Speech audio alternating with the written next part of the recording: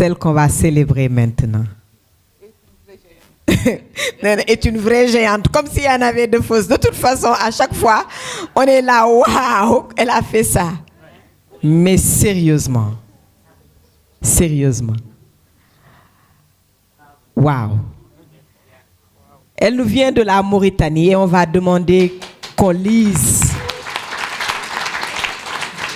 sa biographie. Parce que je pense que c'est le temps d'écouter la biographie d'abord qui nous pose et qui nous rappelle pourquoi on les célèbre. Encore un honneur pour moi de lire la bio d'une autre géante, Maître Fatimata Mbaye, avocate mauritanienne. C'est en 1991 que Fatimata Mbaye a créé l'Association mauritanienne des droits de l'homme, la MDH. Elle deviendra plus tard la vice-présidente de la Fédération internationale des droits de l'homme, FIDH.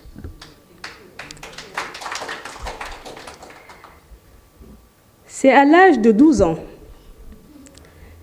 que Fatimata a été mariée de force à un homme de 45 ans. Une union qui suscite en elle la révolte. Elle se bat pour avoir le divorce qu'elle réussit à obtenir à l'âge de 18 ans.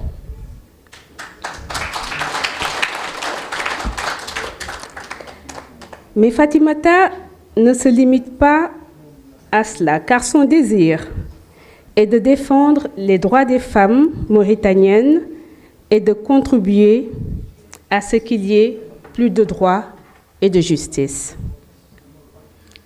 C'est donc une page de ma vie qui m'a permis de comprendre effectivement toutes ces petites filles qui se sont mariées très tôt et à qui on vole tout simplement leur enfance, a-t-elle dit au journal Voix de l'Afrique, pour parler de son expérience.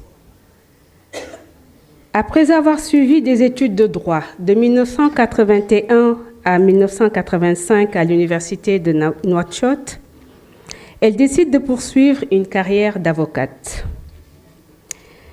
Elle est alors la seule femme à s'inscrire au barreau à l'époque.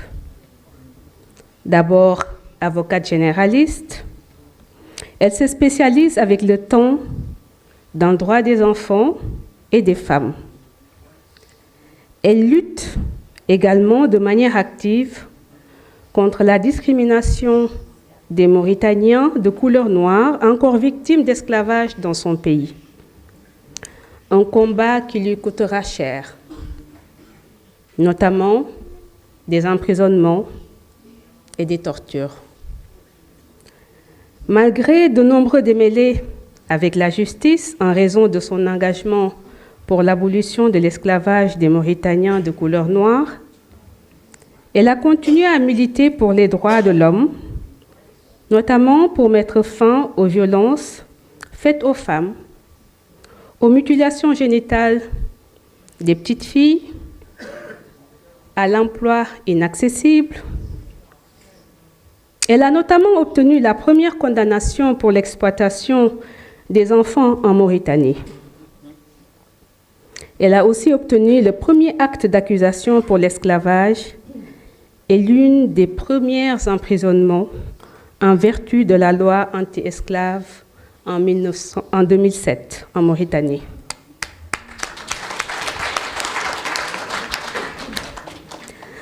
En 1999, Fatimata a obtenu le prix international des droits de l'homme de Nuremberg.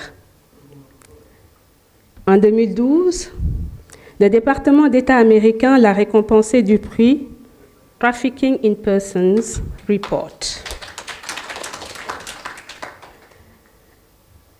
La liste n'est pas finie, hein? En 2015, Jeune Afrique l'a classée dans le top 50 des femmes les plus puissantes d'Afrique. Et en 2017, l'ONU l'a nommée experte, chargée d'enquêter sur les violences dans la région de Kasaï, en République démocratique du Congo, la RDC. Fatimata est nommée par le secrétaire général de l'ONU comme membre du conseil d'administration du Fonds des contributions volontaires sur les formes contemporaines d'esclavage, poste qu'elle occupe depuis octobre 2023. Rejoignez-moi pour applaudir. Vous avez entendu cette biographie. Sister Elbi, tu n'es pas loin. Je voudrais que tu fasses quelque chose pour Fatimata. Jigéen jigéen yàgg dégg waaw góor jigéen jigéen yàgg dégg waaw góor jigéen jigéen mooy ki yàgg dégg waaw góor jigéen jigéen. C'est à vos honneur, à vous tous. Mais la Guinness, félicitations. Ko an wanire jigéen yàgg sàmm jigéen tey la gën a doon jigéen waral ñu for leer. Bàkk la yaa baax ki yeyoo baax xool ko ci yaayu da baax jiw jur mu meññ lépp far baax jeew dana baax sar lañ la bàkkal yaay aljana waral ngay leer di leen niital masista nitel waroo des gannaaw waaxul wane sa place aji lees waxul yaa ngi wane li sar wa bàkkee Maam Mariyaama jigéen juman góor yàgg wane jàmbaar yàgg sàmm sa ngor dëkk ci gore am fulaak fayda toogal a classe. Tout le monde sait jigéen jigéen yàgg dégg waaw ko jigéen jigéen yàgg dégg waaw ko jigéen jigéen mooy ki yàgg dégg waaw ko jigéen jigéen yàgg dégg waaw ko jigéen jigéen yàgg dégg waaw ko jigéen jigéen mooy ki yàgg dégg waaw ko. Jaaraama jigéen njukkal war na la tey sa tekk ak sa tey waral ba feetu tey jigéen daa gëm doo màgg fay waral mu dégg coono toog bañ a fay daw na safaar ak marwa tabax njabootu dëkk ci tey sa barak xalam gaañ a bàkkati dund nga pëti tàppati gëm nga ne picc ci tàgg yàgg naaw jomb nga lu yomb jëf yu ñaaw danga ko romb daw nga takku ku ron xéewal bi wala ngaan dund nga lu metti waral mbégte war nga naan dëkk nga ci sakket tey ci taax ngay fanaan tout le monde jigéen jigéen yàgg dégg waaw ko jigéen jigéen yàgg dégg waaw ko jigéen jigéen mooy ki yàgg dégg waaw ko jigéen jigéen yàgg dégg waaw ko jigéen jigéen yàgg dégg waaw ko jigéen jigéen mooy ki yàgg dégg waaw ko jukkal war na bépp jigéen cant ak ngërëm ñenn leen lu metti metti metti jigéen nga mën nga ci génn. jàmbaaru jigéen yaa ngi nii toog jàmbaaru jigéen yaa ngi nii toog woman power woman power woman power woman power woman Sister Elbi avec le hip-hop. Je vais demander à Abdawan de s'approcher parce que on a encore un dernier témoignage sur Fatimata.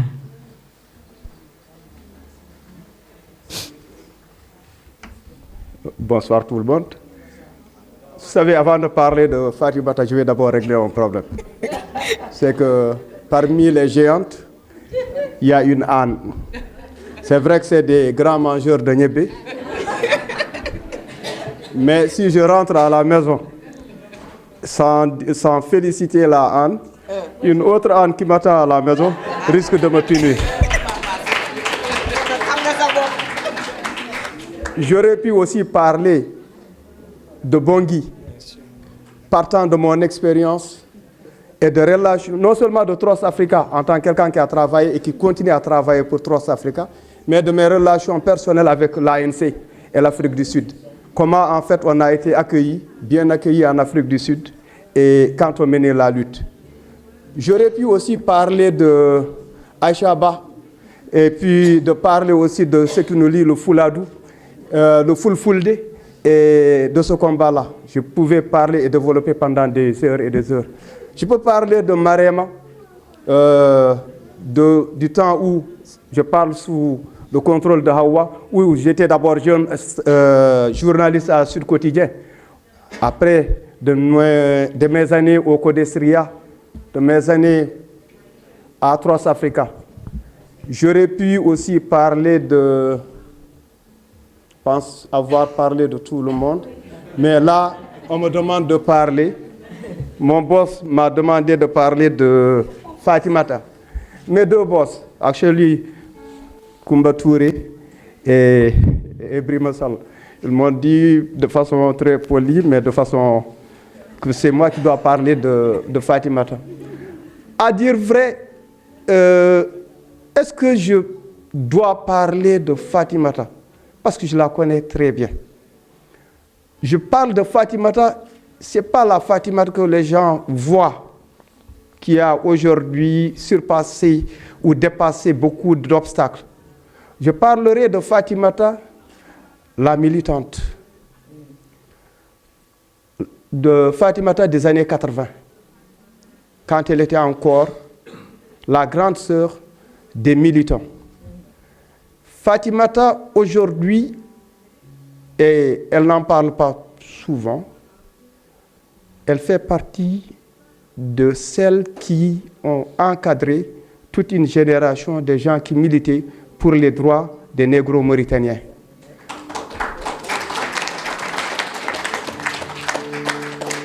Elle a son frère,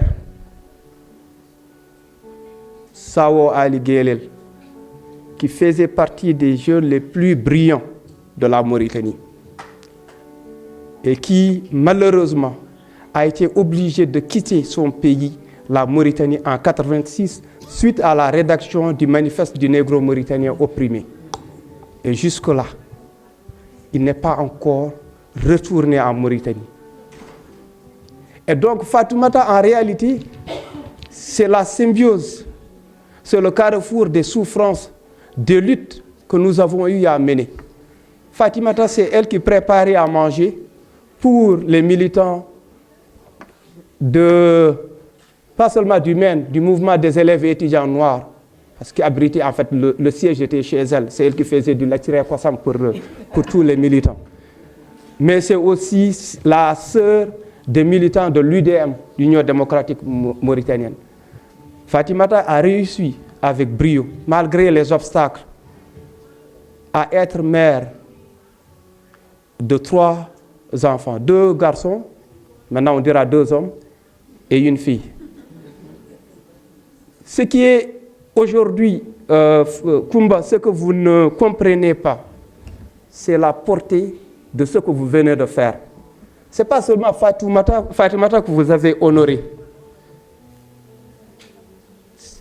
Vous avez honoré les personnes qui ont servi de mentor à Fatoumata. Je veux rendre hommage à Cheikh Sadbou Kabara, le professeur, un des doyens, qui en réalité fait partie des personnes qui ont encadré Fatoumata. Je dis Fatoumata parce que entre Mbaye et Mbaye, beaucoup de gens l'appellent Fatimata Mbaye, mais en réalité elle est Mbaye. Elle est une bonne Foutanké. Et au Fouta, la différence entre Mbaye et Mbaye n'est pas que phonétique. Elle est à la fois historique. Et comme elle est historique, pourquoi? Parce qu'en réalité, pourquoi je reviens sur son patronyme? C'est pour dire qu'elle est issue d'un milieu aristocratique. Mais elle se voit militante anti-esclavagiste. Et les militants, la lutte contre l'esclavage en Mauritanie a été portée par les aristos, pas seulement par les esclaves qui étaient les victimes, mais aussi par les aristos. Donc ce soir, ce n'est pas seulement les négros mauritaniens, c'est-à-dire les Halpulaar, les Soninké, les Wolof et les Bambara qui sont honorés. Ce n'est pas seulement les veuves et les victimes qui sont honorées. Ce n'est pas seulement les Haratines qui sont victimes de l'esclavage qui sont honorés. Aujourd'hui, c'est toute la Mauritanie, qu'elle soit arabe, qu'elle soit négro-africaine, qu'elle soit haratine, c'est toute la Mauritanie qui est honorée à travers l'honneur que vous avez rendu à Fatimata. Et en honorant Fatimata, vous participez d'une certaine manière à créer une cohésion nationale en Mauritanie, à créer une unité nationale, parce qu'elle fait partie de ceux et de celles qui ont combattu le racisme sans être racistes et qui ont combattu l'esclavage sans rancune. Fatimata, Allah jarama a jarama, yallah hokku jidde balde.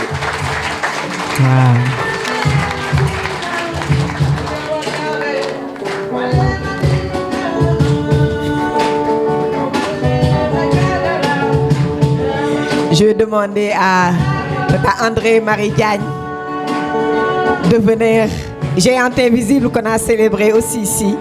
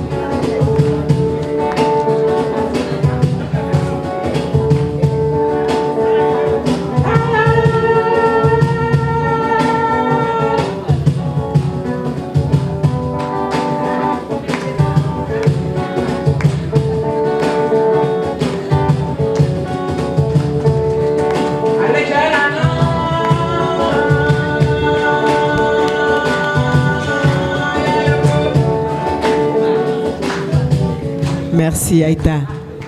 Voilà. Je lui demande la permission de dire un petit mot pour dire à quel point la cérémonie d'aujourd'hui est émouvante. Je n'aurais pas imaginé que j'allais offrir la gentille poupée de Trust Africa à cette si grande dame. Je crois que les générations de géantes invisibles se suivent, mais celle de cet après-midi, elle mérite un grand banc. Elle est extraordinaire. Et vraiment, il faudrait que tout le monde voie les séances de géantes invisibles.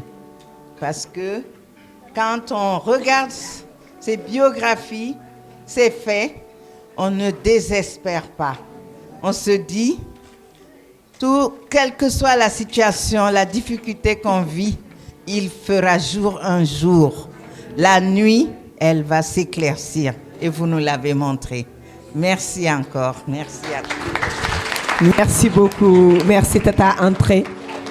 On avait beaucoup d'autres témoignages. On a reçu, qui est là, s'il vous plaît, venez. On a eu beaucoup d'autres témoignages. C'est le temps qui nous prend.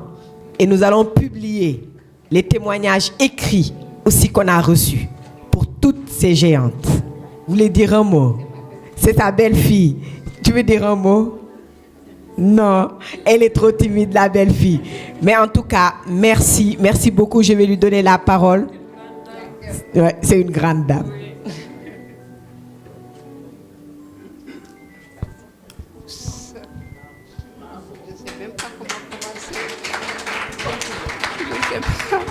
Je ne sais même pas par où commencer parce que je suis tellement émue. Et je voudrais tout simplement vous dire merci à tous et à toutes. Parce qu'il y a des figures que j'ai perdues de vue il y a un certain temps. Mais je sais, comme je le dis souvent aussi, l'Afrique est un petit village. Et nous nous retrouvons dans nos valeurs et dans nos convictions. À travers moi, il y a beaucoup de femmes qui sont des géantes et qui sont derrière et qui ne sont pas visibles et qui n'ont pas de voix. Et c'est grâce à toutes ces femmes que nous sommes devant vous aujourd'hui. Et donc nous dédions ce prix, cette reconnaissance à toutes ces femmes qui n'ont pas eu la chance d'être sur un podium et qui n'ont pas eu la chance de prendre un micro, qui n'ont pas eu la chance de relater tout simplement ce qu'elles vivent. À travers moi, il y a des mamans qui se sont sacrifiées. Je parlerai de ma chère maman qui aurait voulu être là, qui n'a jamais été à l'école et qui s'est sacrifiée pour que ses enfants aillent à l'école, et particulièrement pour les filles. Mon premier bébé, quand je l'ai eu, j'étais à l'école primaire. J'étais à l'école primaire et je me rappelle que il y a des circonstances qui ne sont pas agréables à raconter. Et je m'étais juré après que je ne vais plus parler de cela. Mais je pense que le contexte d'aujourd'hui me pousse à parler de cela. Et n'eût été que j'adorais les études. Et les études étaient devenues ma meilleure amie. Je me rappelle que j'étais dans une famille, pourtant une famille très proche, puisque c'était des parents. C'était des parents proches à ma maman. Mais la femme, pour eux, dans ces familles aristocrates, la femme, elle reste ce qu'elle est. Elle ne peut pas aller étudier, dans un certain sens, dans les grandes familles du Fouta. Elle a un rôle à jouer et ça s'arrête là. Si elle veut aller au-delà, c'est qu'elle rentre en concurrence avec les hommes. Et à plusieurs reprises, ma mère a été interpellée, mes parents ont été interpellés pour me faire sortir de l'école. Et je me rappelle que chaque fois quand j'étais en composition à l'école, on m'amenait le bébé en classe pour que mon maître de classe me fasse sortir de la classe. Parce que pour eux, c'était un moyen de me faire céder. Mais mon directeur d'école, à l'époque, Dieu ait son âme, prenait toujours l'enfant et le ramenait chez ma mère. Et moi, pour moi, c'était un défi. Pour moi, c'était vraiment un défi. C'est un défi qu'il fallait relever. Il ne fallait pas baisser les bras. Je me suis dit, je ne peux pas baisser les bras. Si je baisse les bras, mes sœurs qui sont derrière moi vont aussi baisser le bras. Elles vont accepter et je ne vais pas l'accepter. Donc, la raison pour laquelle je me suis battue. Ça va être la même raison qui va me pousser à devenir avocate. Je suis la première femme avocate de la Mauritanie.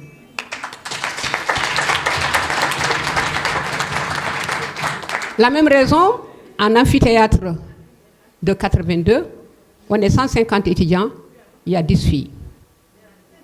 Sur les 10 filles, seules 4 filles vont avoir leur maîtrise.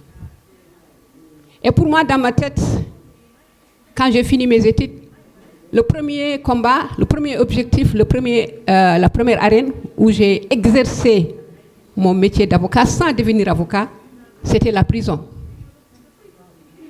C'était la prison. Je rencontrais donc des personnes. Pour la première fois, je vais savoir ce que ça veut dire la prison et je vais savoir comment les personnes détenues, privées de liberté vont vivre, particulièrement les femmes. Et ça m'a choquée au plus profond de moi-même. Donc, à ma sortie, c'est quoi? C'est qu'impérativement, il faut que j'intègre le barreau. Impérativement, il faut que j'aide les femmes qui sont emprisonnées, il faut que j'aide les enfants qui sont en prison. C'était mon cheval de bataille. Et je pense que Dieu m'a aidé et m'a donné la force d'arriver à mes fins. Aujourd'hui, en Mauritanie, les femmes, avant il n'y avait pas de prison pour les femmes, c'était un vieux fort. Aujourd'hui, les femmes ont une prison. Une prison bien équipée où elles sont accompagnées. Aujourd'hui, les enfants ont une prison, mais non seulement cela, il y a des tribunaux spéciaux pour juger les enfants. Les enfants étaient condamnés à la peine de mort. Aujourd'hui, les enfants ne sont pas condamnés à la peine de mort. les avocats ne s'intéressaient pas à la justice juvénile, ne s'intéressaient pas à la justice pour accompagner les femmes. Aujourd'hui, les avocats nous courent après pour nous dire il faut nous désigner pour qu'on assiste les femmes et qu'on assiste les enfants. Donc vous voyez, les femmes, on a une valeur, mais on a une force que Dieu nous a donnée, une force divine que Dieu nous a donnée, qui est la patience, la persévérance, l'endurance, le courage, n'est-ce pas? Et surtout, la dignité. Et je vous remercie. Wow. Vous l'aurez compris, on est à la fin de cet événement. On peut se lever et applaudir. On peut se lever et applaudir. Il y a un cocktail pour ceux qui se nomment Cissé et ceux qui se nomment Mbaye après.